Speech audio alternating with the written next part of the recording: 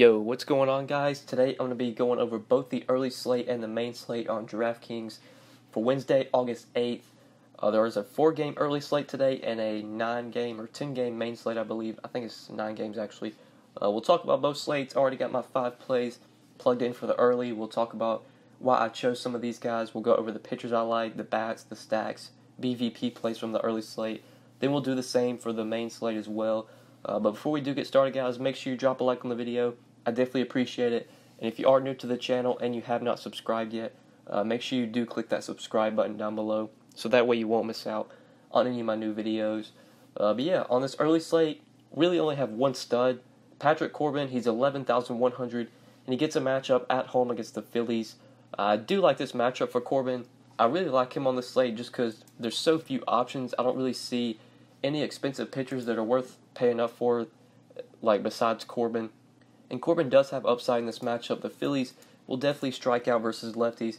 They just have a 3.4 implied run total for today. There are a lot of Ks in this lineup, especially when you get down to the bottom.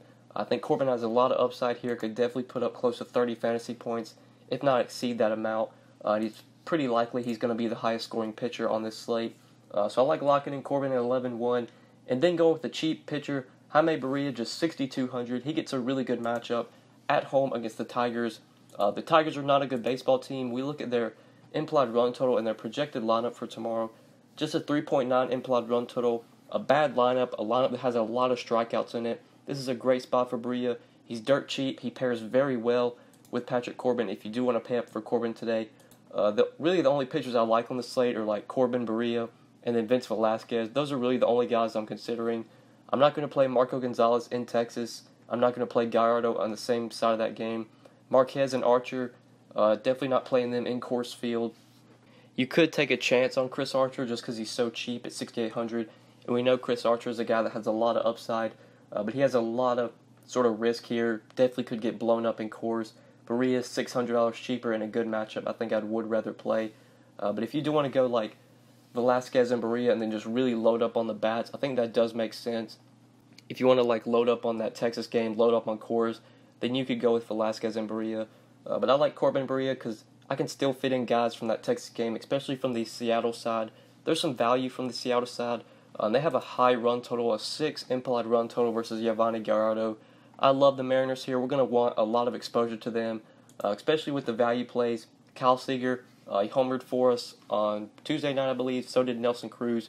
Going back to the well, they're just such good plays here. Gallardo is such a bad pitcher, and he's pitching in a very hitter-friendly park, very hitter-friendly weather. We're just going to be targeting bats throughout this series. As long as there's going to be pretty trash pitchers going, we're going to want to keep going to the bats here. So that's why I like this Seattle stack with Gordon, Seager, and Cruz. I think all of them are great plays today. Mitch Haniger, Denard Spence, Segura are also great plays if you can fit them in. You got Ryan Healy down there if you need value. Definitely like the Seattle stack in general, and it is my favorite stack on this 4-game early slate. So yeah, that's really it for the early slate for my 5 plays at least. Talking about stacks and BVP plays, Seattle's my favorite stack. It's really not even close. I think if I was to go to a secondary stack, I'd probably just go to the other side of that game and consider the Rangers versus Marco Gonzalez. Gonzalez has definitely been good this year, but this is a tough spot for him, having to go to Texas to face this Rangers team that's been hitting the ball really well. Guys like Andrus, Beltre, Profar, Chirinos, I think are definitely in play on this slate. And then you can obviously look to Coors Field if you want to go there, but I'm not as high on Coors today, especially with the Mariners having a 6 implied run total. They're the team that I really want to load up on the early slate. But yeah, now let's go ahead and move on to BVP. There aren't really that many, just one BVP play actually on the early slate, and it is Nelson Cruz. He's gone 6 for 10 with 2 home runs versus Gallardo. So that is it for the early slate. We'll go ahead and talk about this 9-game main slate. Looking at pitcher on this slate, the expensive pitchers, we have 3 of them over 10K. You got Kershaw at the top, 12-8 versus the Athletics. Then you have Severino at 11-9 versus the White Sox, who I really like here. And then at 10-6, you got Mike Foltynewicz facing the Nationals. Starting off with Kershaw at the top, I do like him here. I like this matchup. But with Severino being $900 cheaper and getting a great matchup against the White Sox, I do prefer the savings you get going down from Kershaw to Severino. I think Severino just has so much upside in this spot. I know he's been pretty bad lately, but some of these matchups he has had at least have been pretty tough against Boston, The Royals was a good matchup. The Rays was a good matchup. He really struggled there. But then he had to face the Indians before that. That was a tough matchup. Severino's definitely been struggling, but I think this is a get-right spot for him against a White Sox team that we know just strikes out a ton versus right-handed pitching. They only have a 3.2 implied run total, so Vegas is still liking Severino here. He's a minus 270 favorite. I think Severino has so much upside, just so many Ks up and down this White Sox lineup. I definitely want to have a lot of Severino today, especially with him being cheaper than Kershaw. People might just pay up for Kershaw because Kershaw's been more consistent lately than Severino, but I still think Severino has a ton of upside here, and definitely my favorite SP1 on this slate. Mike Foltynewicz, I could see wanting to go to him in tournaments. I know it was earlier this year against the Nationals, he absolutely destroyed, went for I think he had 13 or 14 Ks, something like that. It was close to that. Foltynewicz, if you want to play him in tournaments, I could see it, but I'd have to be making at least 20, I'd say even close to 50 lineups for me to really touch Foltynewicz. If I'm just making 10 lineups, I doubt I'd play him. Maybe if you're playing the 20 max, I could see maybe playing him in 1 or 2 lineups. Really not getting much exposure to Foltynewicz. If I'm paying up, it's Kershaw and it's Severino, with Severino definitely being my favorite of the two. But then the SP2s, the mid-range plays that we can talk about. You got Jose Quintana at 8,300, who I think is definitely a good play versus the Royals. Like that matchup. If you want to go down to him, I think you consider him.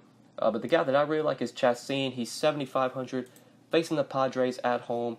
A good matchup here. We definitely want to target the Padres with the opposing pitchers. We've been doing it all year. And Chastain is a guy that has shown some upside this year, has shown the ability to get strikeouts, especially when the matchup is right. And this is obviously the right matchup. The Padres, I'm pretty sure they lead the league in Ks versus righties. If they don't lead the league, they've got to be at least top 5 because this lineup strikes out so much. Great spot for Chastain. He's a pretty heavy favorite at minus 187. I could easily see him going 6 innings, 7, 8 Ks, pitching a shutout possibly, maybe only allowing a run or two. 20, 25 DraftKings points. Easily Chastain can get there today. And I really like him at 7,500. He pairs very well with Severino. Still leaves you a somewhat decent salary if you do want to pay up for some expensive bats on the slate. So Severino and Chastain are kind of the two pitchers I want to build around. You do have Quintana in that mid-range you could go to if you want to play him. John Gant's dirt cheap facing the Marlins. Don't know if the upside's really there for John Gant, but he could be considered a value play today with that matchup. But there really isn't any dirt cheap pitchers I'm in love with on the slate. So we'll go ahead and talk about the bats. At first base, rolling with Greg Bird here. I love Greg Bird at 3,800 versus Lucas Giolito. Giolito is definitely a pitcher I'm going to be targeting on this main slate. Love the Yankees here, a 5.4 implied run total. This is such a good lineup. This lineup could absolutely destroy Giolito, especially these guys that have power. Stanton, Gregorius, Hicks, Torres, Bird, that 2 through 6 stack I love on the slate, especially Greg Bird. Just being 3,800, this guy hits very well versus righties, has a lot of power versus righties, just hits the ball hard in general. I wish this game was being played in Yankee Stadium because that would be a much more favorable park for lefties. But the White Sox field, I don't even know what it's called. I think it's Guaranteed Rate or something. It's still a good hitter's park. So Greg Bird, great play at first base. If you're looking for a cheap value play, I think he makes a ton of sense today. 3,800. Then I do also really like the Cubs here versus Heath Fillmyer. Fillmyer, not a good pitcher. A pitcher I do want to pick on as well. The Cubs have a 5.5 implied run total on this main slate, and I think that is the highest. I believe the 5.5 for them. Yeah, right now as I'm recording this video, 5.5 implied run total for the Cubs is the highest on this slate. So we're definitely going to want to get some exposure to them. And with paying up for Severino, we kind of are going to have to look for the value plays.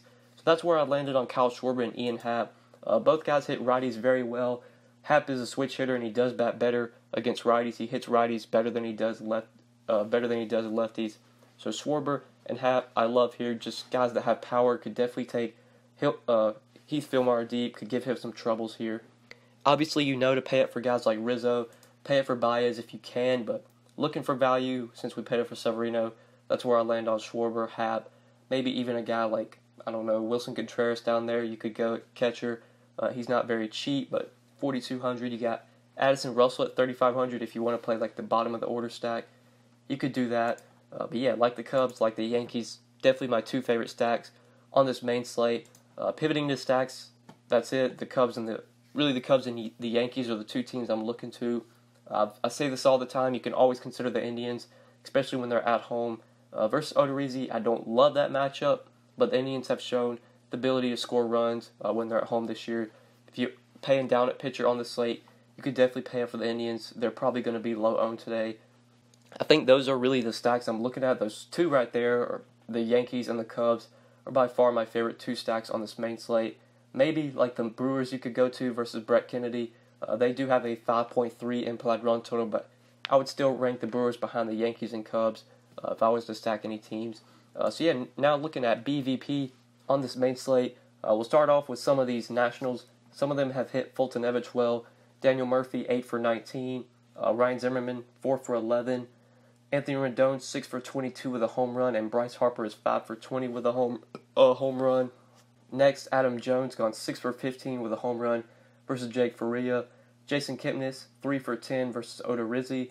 Michael Brantley, 5 for 17 with a home run. Jose Ramirez, 3 for 11 with 2 home runs versus Odorizzi. And Francisco Lindor, 5 for 11 with 2 home runs. Joe Mauer gone 5 for 11 versus Clevenger, and A.J. Ellis gone 7 for 17 with the home run versus Chassin. But yeah, guys, that's it for BVP. That's it for my 5 plays, and I think that's it for this video, guys. Hopefully you did enjoy the video. Hopefully the video helped you. If you did enjoy, guys, just make sure you click that like button down below before you do get out of here. And if you have any questions, you can always hit me up on Twitter at the DFS_GOAT, or you can leave a comment down below. And make sure you subscribe if you haven't already. I would definitely appreciate that as well. But yeah, guys, that's pretty much it. Thank you so much for watching. I really appreciate it. And good luck tonight on both slates that you play. Peace.